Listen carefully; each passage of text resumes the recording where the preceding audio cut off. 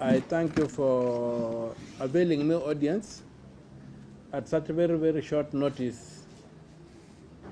I'm issuing this press statement in response, and not in reaction, but in response to the naming of the cabinet, of the other members of the cabinet, and the mini reshuffle that the President of the Republic of Kenya,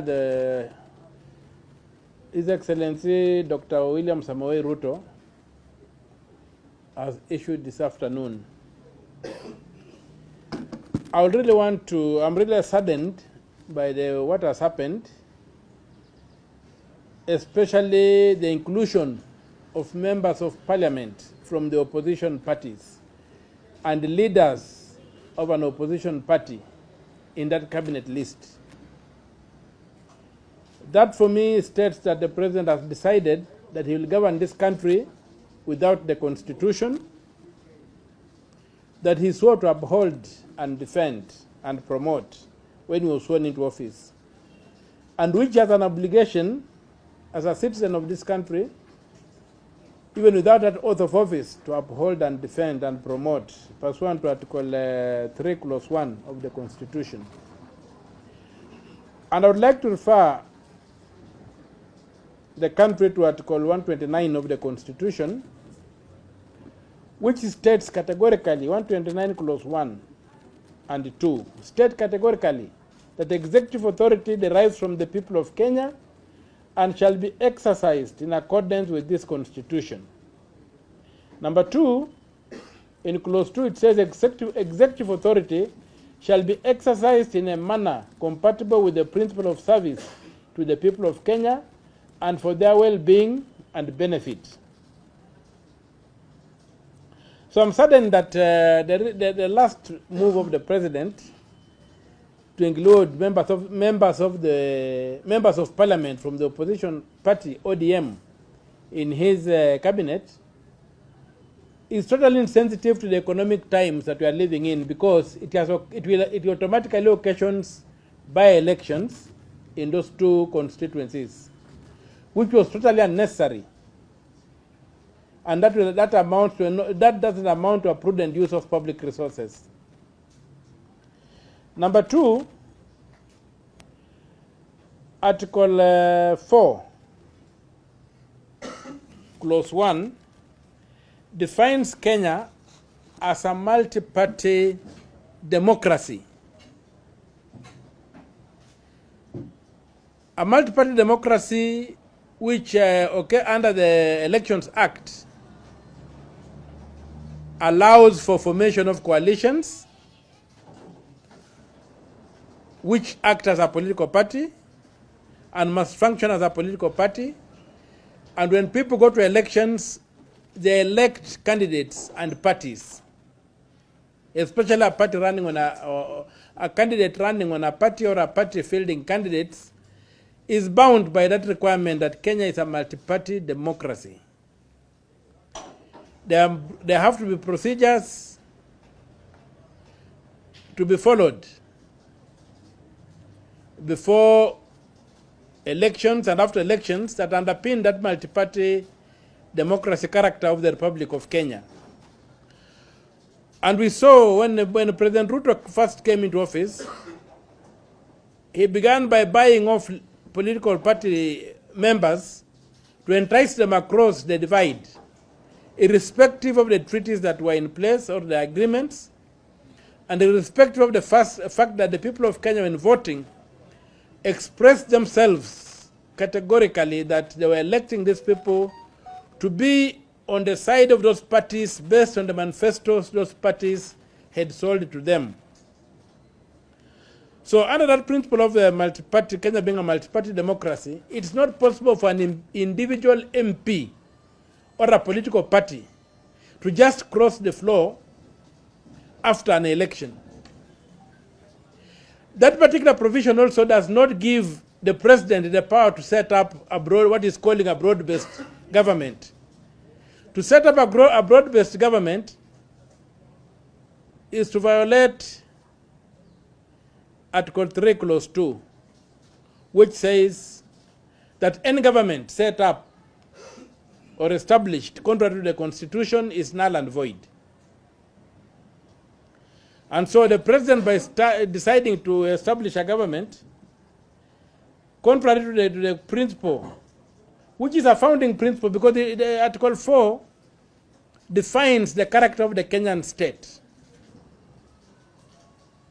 And by the president choosing not to honor that character, he has totally declared to us that he's going to govern this country without following the Constitution. It's clear that the president does not consider himself as bound by the Constitution, and he can do whatever serves his political interests.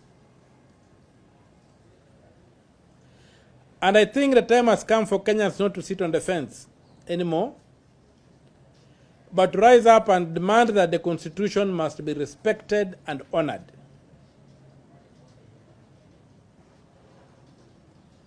So, my statement is that the government the president has proposed to establish, the cabinet, is totally unconstitutional.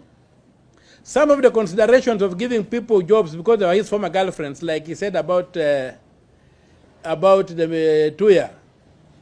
One place he said she was his former girlfriend, and therefore, how is that a qualification for a cabinet position? That's a total insult to the people of Kenya and the Republic of Kenya, and we cannot accept those kind of considerations to pollute the public space. We want people to be elected on the basis of competence, not past romantic relationships. So, I am today calling on the people of Kenya, and I'm stating that my position is that that government the president is trying to establish and force down our throats is unconstitutional, even in terms of merit. If you go to Article 75, public authority vested in a state officer should be exercised in a manner that brings honor to an office. When you give a job to somebody on the basis of having been your former girlfriend and it's a public office, what honor are you bringing to that office? So I personally do not agree with that cabinet. And I think going forward, there are going to be consequential measures that will be taken. We hope that the National Assembly will reject the entire list and demand that the president sticks to his coalition side and nominates members from his coalition who are acceptable to the people of Kenya. He should not nominate people from other parties without enabling legal framework. That's an attempt to set up a government contrary to the Constitution, and which act is invalid, null and void. And the people of Kenya, just like the Gen Z have been doing, should arise and invoke their power under Article 1 of the Constitution as a sovereign people and see how we can govern this country directly without you going through representative institutions which have basically failed us and continue to fail us, and are even mocking us. Because if you look at one of the complaints about that the Gen Z had was against Murkomen. Now Murkomen is put in charge of the Gen Z. Honestly, what is going on in this country? Why should he insult us and then rub in the salt in our raw wounds? So I plead with my plea would be to the National Assembly to reject these people and to avoid taking this country in the direction the president wants to take it, where the Constitution does not matter, where lawlessness is the order of the day, and even the failure in Parliament, the incapacity of Parliament to deliver under a presidential system, the incapacity of Parliament to deliver has just been, should also be traced to that lack of respect for the Constitution, whereby MPs crossed the line and gave President Ruto a false majority in both houses. And that false majority is what is trying to consolidate with the help of equally unprincipled political actors who are in politics purely for purposes of making money and not to serve the republic, which actions I personally strongly condemn and I reject, and there are going to be consequential measures to be taken. And if that cabinet is established, some of us will be constrained to set up a shadow cabinet, because what will be happening now, we shall no longer be having a presidential system where you have got majority and minority sides checking the executive.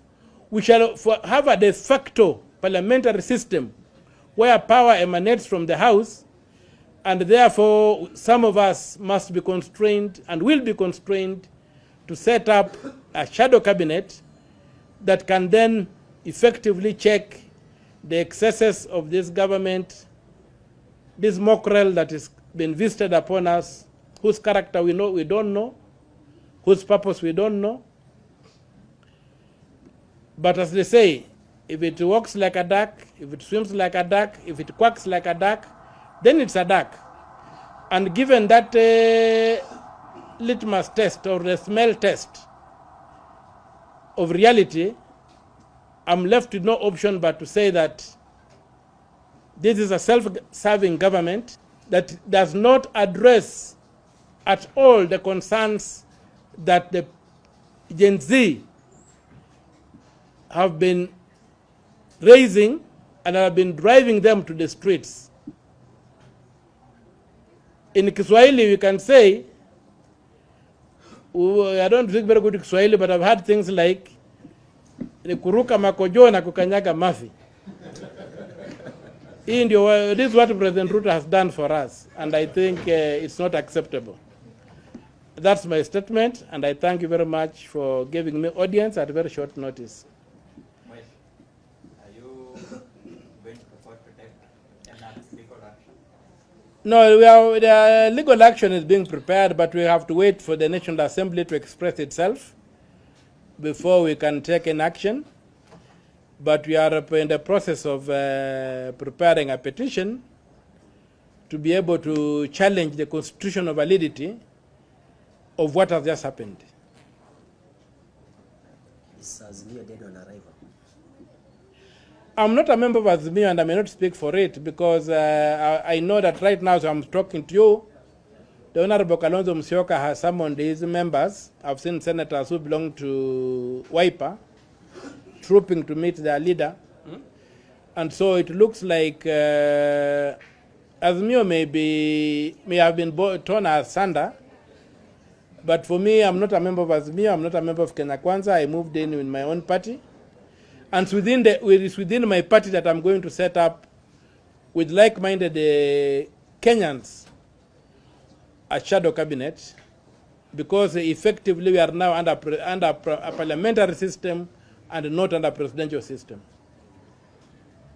That's true. Kenyans are asking, does the president listen?